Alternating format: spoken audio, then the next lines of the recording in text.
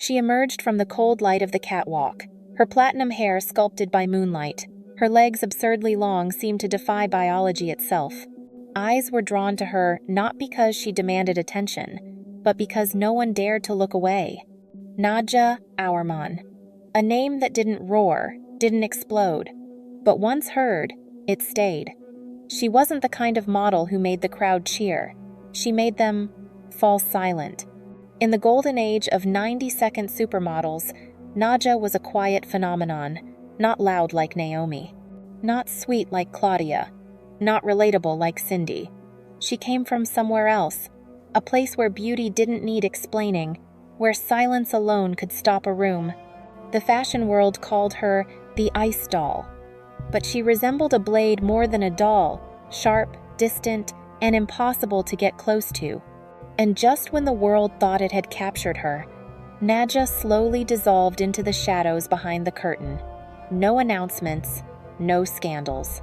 Only an exit so quiet it made people begin to wonder. Perhaps behind that flawless surface was a loneliness that had no name. In her stillness, in her vanishing act, Nadja revealed something deeper about the industry itself, a glimpse into the dark side of fashion, where perfection is not a gift, but a cage. Berlin in the 1972nd was not a city of dreams. It was a place split in half, heavy with silence, still healing from wounds of war. And within that stillness, Nadja Auermann was born not into fantasy, but into boundaries. She grew up in a textbook middle-class family, a father in telecommunications, a mother in banking, orderly, disciplined, not lacking, but not built for difference. At home, emotions weren't encouraged, and artistic dreams, if they surfaced, were tucked away in the drawer labeled unrealistic. From a young age, Nadja was unusually tall. Her long, slender legs made her the subject of schoolyard jokes, curious stares, quiet whispers. A strange child not for her behavior, but for how her body defied the norm, she learned to go quiet, Saturday alone at the back of the class, watched instead of joining, dreamed instead of running. She was never called beautiful. Her mother once told her, "Don't fool yourself, beauty won't feed you." That sentence became a lock on her childhood, a subtle message. Don't trust your reflection. While other children dreamed of being doctors or lawyers, Nadja dreamed of vanishing. Not because she hated the world, but because the world seemed to have no place for her. She kept a journal, read novels, scribbled haunting faces, cold, still, distant. Maybe those were the same faces she would one day wear on the runway. In a gray city, inside a family that never understood her, Nadja grew up as a blank space, a quiet pause waiting to be filled. She didn't know it yet, but that stillness so unnatural in a child would one day become her power and her prison.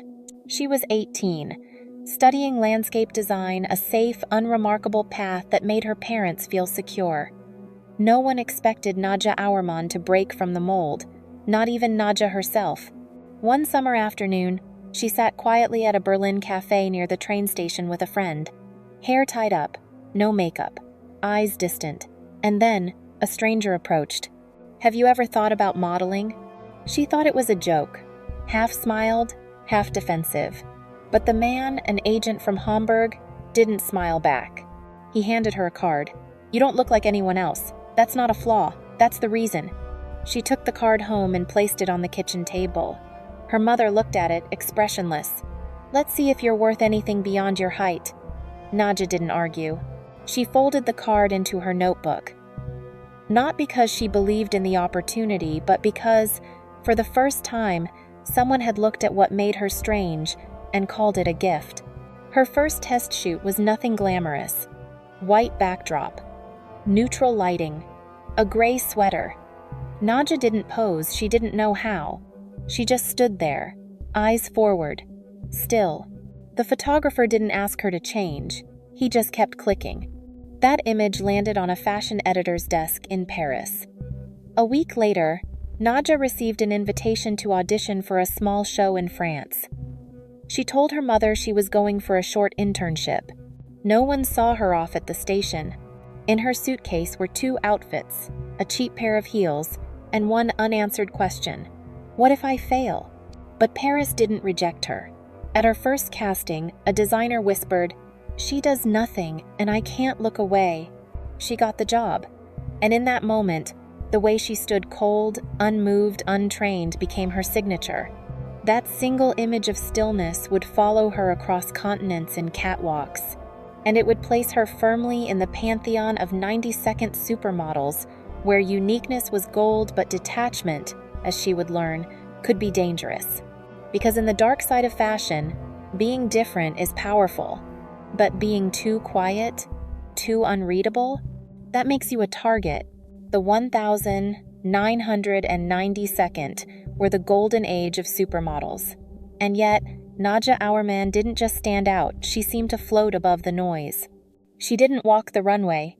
She glided, silent, precise, expressionless, no dramatic turns, no charming smiles, but every eye was locked on her, every breath held. Karl Lagerfeld once said, "Nadja doesn't need to perform, she is the design." Helmut Newton, the photographer known for power and provocation, called her the one muse he never dared to control. Through his lens, she appeared divine and untouchable, like marble with a pulse. In 1994, Nadja became the global face of Versace. The campaign, now legendary, featured her alongside Kate Moss, Christy Turlington, and Linda Evangelista. But Nadja didn't blend in. She didn't compete. Even in a crowded frame, she was the one you couldn't stop staring at, not because she demanded it, but because she withheld everything. Vogue, US, France, Germany, Italy, she graced them all. One German fashion journal wrote, "Nadja is a dream, but no one dares to dream with her." Her schedule was brutal. Milan in the morning, Paris by afternoon, Tokyo by night. A frame that looked fragile, moved with ruthless precision. Never late, never tired, never out of line. At fittings, she stood motionless for hours. No complaints, no chit-chat, no backstage antics, no friendship with stylists, no flirtation with the press. And somehow, that distance made her more powerful. Some called her arrogant, others said she was sad, but Nadja offered no explanations.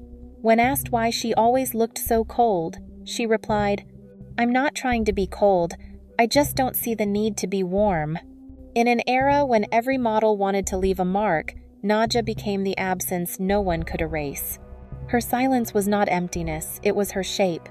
In the world of 90-second supermodels, where charisma and color ruled the spotlight, Nadja was absence turned into presence. And in doing so, she revealed how silence when wielded right could be deafening. But power like that has a price. And behind that poise, the shadows were beginning to gather. Somewhere, without her knowing, she was already stepping into the dark side of fashion. In a world where every opportunity is weighed in money and fame, Nadja Auermann responded in the only way she knew how: silence. She once turned down a multi-million-dollar campaign with a top beauty brand. The reason? The company had a history of testing on animals.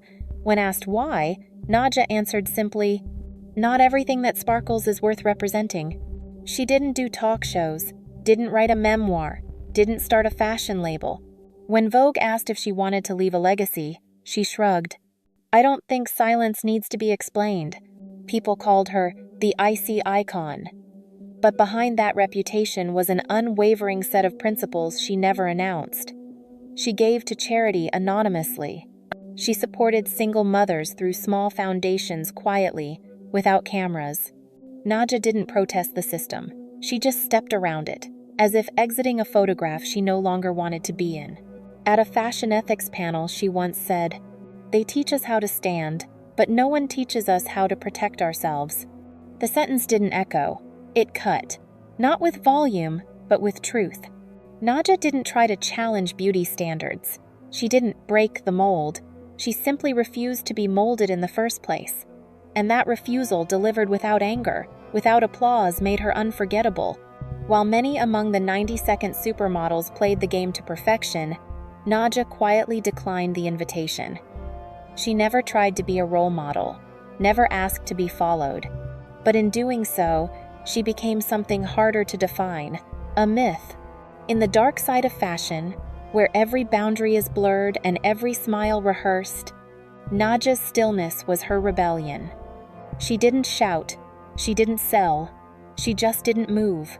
And that, somehow, shook the room. After 2000, Nadja Auermann slowly disappeared from the spotlight. No farewell, no scandal, no closing statement. Just absence so quiet that people didn't notice until it became permanent. She became a mother. Alone. No name for the father. No photo shoots. No magazine features. When asked, she replied, "Some things don't belong on a cover." Fashion never liked silence, and it certainly didn't like silence from a woman once called perfect. Campaigns stopped coming. Runway shows stopped calling. But Nadja never complained. She simply stepped back, just as quietly as she had arrived. In 2011, her name resurfaced not in Vogue, but in court. German authorities accused her of tax evasion over Euro 270,000. The tabloids pounced. "Even ice dolls crack," one headline sneered. But Nadja gave no statements, no interviews.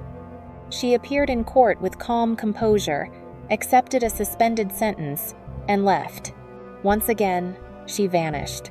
There were no comeback tours, no nostalgia-fueled runway returns, no curated Instagram pages or podcast appearances, just the occasional blurry photo. Nadja, no makeup, walking her young daughter through a Berlin park. No bodyguards, no fashion, no illusion. To the world, she was gone.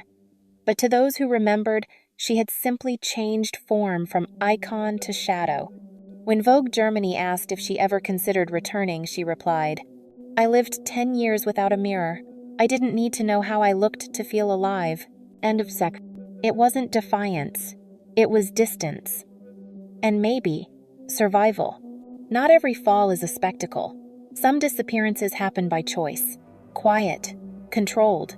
Because in the realm of the 90-second supermodels, where beauty was a weapon and silence a risk, Nadja had wielded both too perfectly for too long.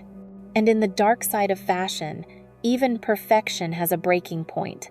Nadja Auermann never tried to become a legend.